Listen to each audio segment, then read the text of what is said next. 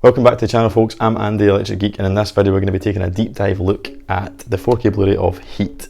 Heat came out on Monday there in the UK, and already it's got forums ablaze with controversy. People saying it's too dark, people saying it's great. I don't know, I've tried to avoid all the reviews other than seeing like taglines and stuff, but I'm going to make my own mind up, and I'm going to do my own review for you guys here today to help you make your mind up as to whether or not you should stick with your 4K mastered Blu-ray or make that jump to the 4K Blu-ray. So stick around and we'll get into it.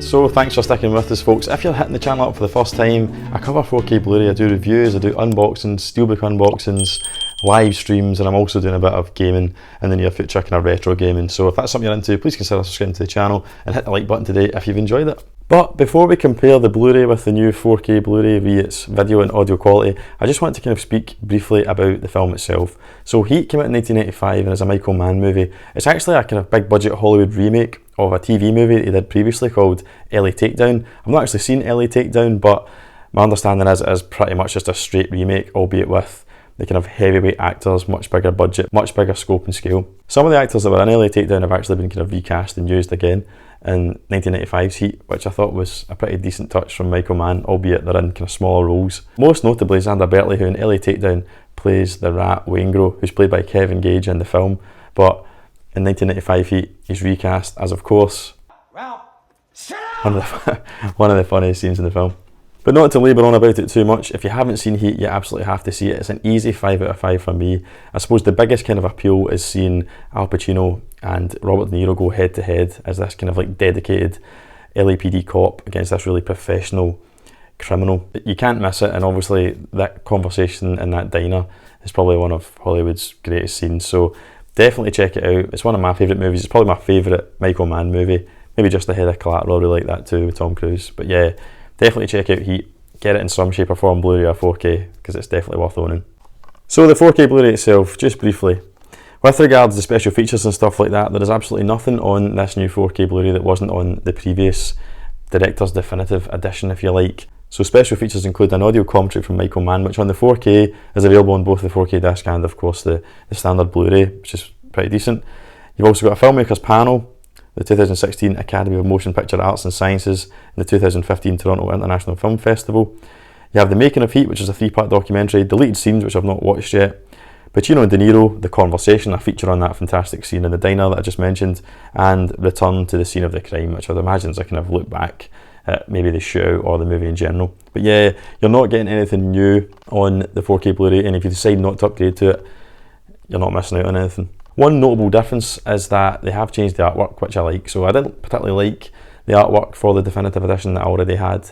I think the new artwork is much better, but I'm not really sure if it's worth spending 20 quid just to get new artwork if you're not that impressed with what the 4K HDR picture has to offer, but we'll come to that at the end of the video. So on to the actual 4K HDR video presentation. Now, as I said earlier at the beginning of the video, it's been highly controversial. People are thinking it's too dark and whatnot, but before we get into that, I'll just give you the tech specs. So it's a 4K master, it's native, so they've scanned the original 35mm negative. I believe this was done back in 2017. It's not a new remaster as such, it's that original master that they're working with. I've just added a HDR grade into it. So because the old Blu-ray works with that, it was a very, very nice presentation. I don't think Heat has ever been a reference movie. The definitive edition Blu-ray is cracking. I thought it looked really, really nice. I've watched it actually just the week before this came out, so that I had it fresh in my memory to compare it with this 4K Blu-ray release. But yeah, it's a really nice presentation. Watching it without the 4K to compare to, I thought it was really nice. You know, you can tell it's an 85 film. It's not actually got an overly coarse grain structure, so if you're a bit of a grain hater, you don't have to worry about that. There is obviously grain and it does look filmic, but it's not overbearing as some of the kind of films from the 80s, such as like Ghostbusters and whatnot, Predator. But yeah, if you look on the screen just now, you'll see some comparisons I did. So a little bit of a disclaimer here. I know this is a crude comparison, it's not exactly scientific. However, I take these on my iPhone 11, I don't change any settings on my camera, and I don't change any settings on the TV either. So this is the X90H TV that I'm using here, 65 inch. It's set on custom mode so that the colour preset is as accurate as it can possibly be. I don't use any additional picture processing, and I keep everything the same when I'm taking the pictures, even the backlight's the same intensity. So as much as yes, you're not getting, it's not going to be exactly as the way it looks to my eye, I think that the photos here do give a bit of a representation of what I see at least, and I can comment on them and hopefully explain to you what the differences are with these photographs. So if you look to the photographs that are on the screen just now, you'll see a close-up of De Niro, and this is from the bank heist itself. Now, on the left is the 2K presentation, and on the right is the 4K. Now, straight away you'll notice that the one on the right is a lot dimmer. It's a lot more monochromatic. There isn't as much blue in the background there, which is just the interior of the bank. But more importantly, when it comes to the resolution, if you look at De Niro, look underneath his left eye as you look at it there, you'll see that the better contrast the HDR offers and the better resolution, there's definitely much more nuance to his face. You can see much more wrinkles underneath his eye there, the kind of eye bag, as opposed to the 2K one, which has an overall more orange colour timing for his skin tone, and there's not as much definition. You can't see as many wrinkles because the definition isn't as good and the resolution isn't there either. But again, the 2K picture is absolutely fine, but I think when you see it next to the 4K there, certainly it's going to come down to personal preference, but I think the 4K image here is much better. It's much tighter, it's much more precise, and it's what you'd expect from a 4K presentation. So the uptick in detail is nuanced, and you really have to kind of look at it. It's easier to see in a comparison here, but there is a noticeable difference. If you're into that kind of thing and you're looking for it, you'll find it. But that being said, watching the 2K edition, you know, it's a bit softer, yes, but it's still very watchable, and the 4K master really helps it. Moving on just to another image here, and you'll see again, we've got De Niro, and this is in the diner just before they actually go on to rob the bank itself. And again, the 2K is on the left, and you'll see it is a bit brighter, the overall image. It's a little bit more saturated. Again, his skin tone's a little bit more orangey, and on the right, everything's a bit darker. So it's just a bit more monochromatic. It makes for a more serious scene, I think. I think the kind of more vibrant image on the left, you know, doesn't lend itself to that as well. It looks like maybe something you're watching on TV as opposed to what Heat is, which is a serious LA crime saga. So I think the kind of colour timing on the right is better, and much like the previous picture, it's just the same again. There's more, the wrinkles are more apparent, especially on De Niro's forehead. I think the stubble is better rendered on the 4K, and the 2K is just a tad softer overall. It's just that little bit more precise on the 4K, and there's a little bit more detail in his face. But again, you really have to be kind of looking for it, I would suggest. So moving on to the kind of HDR grading, which I think is the big talking point for this here. People are saying it's too dim, and it is a dimmer overall image. I'll say that right now. I don't think it's too dark. People keep saying it's too dark. There's no issue with the overall brightness level, I felt. If you're watching it in a really bright room with every curtain open during the middle of the day, is it going to be a bit more difficult to make out than maybe the Blu-ray presentation? Yeah, arguably, but that all comes down to how you set your TV up at the end of the day, what kind of TV you have, how you like to watch it. So that's totally subjective.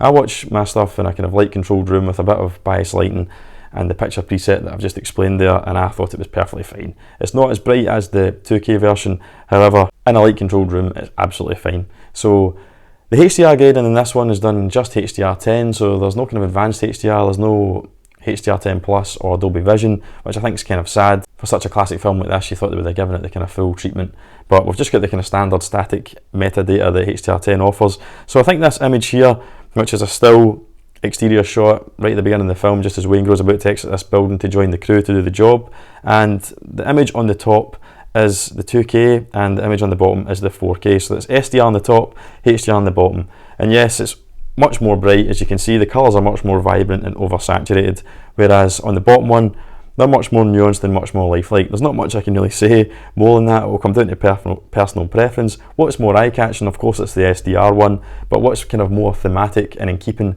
with Heat as a movie, I would suggest the bottom one, and it certainly looks more realistic, like how that would probably look in real life. So again, that's a winner for me, but I can totally understand why people might prefer the more punchy image of the SDR. So it's one of these films that's going to come down to just how you prefer to watch your films, really. But the image that I've put up on your screen now is to show how I think that sometimes colour timing is important, and that kind of more monochromatic, drained of colour look is kind of important to Heat, especially when it's trying to convey emotion in certain scenes. So I've always loved this scene that's in Heat. So it's this shot of De Niro in his empty apartment staring out into the vast ocean of nothing, basically, and it's just that all kind of blue shot. Now on the top you've got the 2K, the SDR, it's overly blue and it doesn't get the emotion across. Now what this scene's trying to establish is that Neil McCauley doesn't actually have anything in his life. He's cold, it's the way he has to live his life. He has to be able to drop everything the minute he feels the heat from around the corner, to quote the film, and it results in, as much as he gets to do what he does and he's brilliant at what he does, he lives quite a lonely, cold, empty existence. Now colour timing at the top doesn't make me feel that as I'm watching it subconsciously. However, the colder, more empty colour timing of the bottom one, I think is more in keeping with that. And just from a kind of more realistic standpoint as well, you'll notice the reflection of his empty room to the left side of the image, and you can see that the inside of the apartment is actually white, or is certainly lighter than the blue outside, so it's a more realistic representation of what his room looks like inside, whereas that's kind of lost at the top. It just looks all blue. It's just overly blue basically. So again, it depends what you think. Top's more punchy, but the 4K below the HDR is better at conveying the mood of that scene and what the director, filmmaker is trying to kind of tell you about the character on screen. So just to round up with regards to the HDR, we'll just talk about specular highlight, and I'll just tell you right now, there's hardly any in Heat. There's nothing really all that eye-catching. I would say it's very similar to the SDR presentation on the 2K Blu-ray.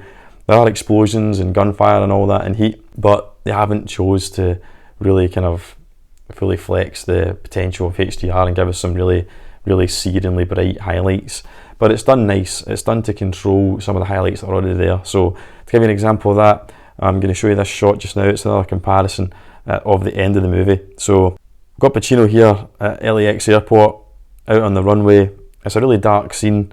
It's lit pretty naturally, I think, and if you look at the top, yes, it's a lot dimmer, it's a lot darker, and on the bottom it's a bit more vibrant. But at the end of the day, he's supposed to be out in an airport which is just lit by, you know, distant floodlights and stuff for the runway, so it should be a dark scene. And if you look at the aircraft that's coming in the background, on the bottom SDR image, it's totally blown out. There isn't as much nuance to that colour, and it's just a blob. Whereas if you look at the 4K one, because of the high dynamic range, the dynamic contrast, and the 4K HDR version, you can see it's a lot less blown out, it's a lot more controlled, and it just looks better to my eye. It's a lot less blue, because I don't believe that would be blue in real life. That's just the kind of colour time and the limitation of SDR. More eye-catching on the bottom again, but I think the one on the top is much more realistic of what that scene probably looked like when the director was shooting it. So yeah, that is my take on the video presentation of Heat. Very much a deep dive, but I felt it merited it given all the controversy and how much talk there is about it, so I thought you would appreciate me giving my thought and my explanation behind why I think Michael Mann has gone for this dimmer, darker, more realistic approach. Quickly about the audio. So the audio was still the DTS 5.1 track that was on the original Definitive Edition Blu-ray, and it bangs. It's cracking. It's a cracking track. Is it a bit sad we haven't had immersive audio for it? You know, Dolby Atmos, DTS:X? Yes, because it's the one scene that everybody talks about in Heat, isn't it? The shootout at the end is fantastic, and the reason it's so unique is because the sound effects weren't dubbed in after the fact. So what you're actually hearing on screen is the sound of the blank ammunition going off as the actors are firing it. And because it was shot in downtown LA, you get that kind of reverberation. It's a bit of an amphitheatre, and that's why it sounds so fantastic, with the echoes lingering on for a few seconds after each burst of fire. A bit of trivia about the bank heist scene: you may or may not know that it was actually former SAS soldier Andy McNabb who was asked in to advise on that scene, and that's why it's so realistic. The cover and movement that he introduced to it, which is an actual tactic that the British Army and I believe the US Army will have their own version of it, use. So it's basically a 1 foot in the ground idea while someone's firing, the other one moves, is very realistic, and that's obviously what Andy McNabb brought to that from his own experience as a professional Special Forces soldier. The reason he was asked to work on it is because on the set of a previous movie, Robert De Niro was reading his famous book, Bravo 20, and after reading the book, mentioned to Michael Mann that they should maybe bring him in to use his expertise for that shootout. When Val Kilmer runs dry during the gunfight and has to quickly change his mag to get back into action, that scene is actually shown, believe it or not, to potential officer cadets at Sandhurst and to recruits at the United States Marine Corps training facility as an example of how to do it. And apparently the US Marines say, if you can't change a mag as quick as Val Kilmer in Heat, then you shouldn't be in this army.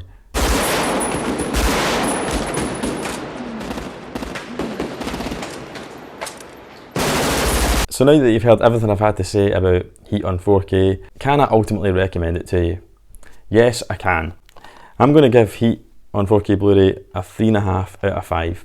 It's not a reference disc by any means, and I think it's going to come down to personal preference whether you prefer the more punchy, more colourful SDR presentation or the kind of drained of colour, more professional look of Michael Mann's latest revision. I'm still on the fence, if I'm honest. I really appreciate the 4K HDR one. I think it looks really nice, it's been well done, but it is a bold stylistic choice from Michael Mann. I think it's one of those ones, maybe the more I watch it, in time I'll start to appreciate the darker one, shall we say. But I think if you're a big fan of heat, you want to have this. You want to have both versions, and you can chop and change and choose yourself depending on your mood. So I can definitely recommend it. My take on whether or not you should upgrade or not though is it all comes down to personal preference. So I get this for $19.99 from HMV. There's no difference to the Blu-ray and the bonus disc. There's no upgrading special features.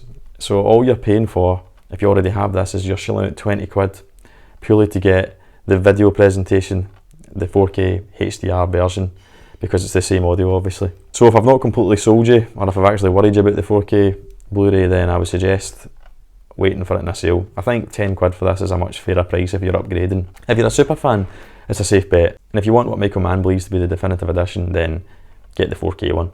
But the flip side to that is I can totally understand if you want to keep your Blu-ray version, you don't want to upgrade to the 4K. It's a nice presentation on here also, and if you like things to be more punchy and vibrant, then this is the one to go with. But that's it for this review. I hope you've enjoyed it, and I hope ultimately it's helped you make up your mind as to whether or not you should take the plunge and buy the 4K Blu-ray of Heat. I'm certainly glad that I bought it. It's $19.99, well spent. I was kind of worried. I was getting it ultimately for the channel. I was on the fence about buying it, and I thought, no, I better get it and wade in, seeing as there's all this controversy, and help my subscribers and anyone else who's watching kind of make their mind up as to whether or not they should get it. But I don't regret it. I will be getting rid of this one now because I think I'm happy with that, and helps it's got a slipcover as well. Always bugged me that one didn't. Where's my slipcovers?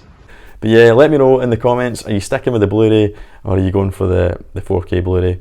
Let me know below. I like to get a chat with you down there. Alright, I've been Andy Electric Geek. Thanks very much for tuning in. Keep buying 4K Blu-rays, and I'll see you in the next video.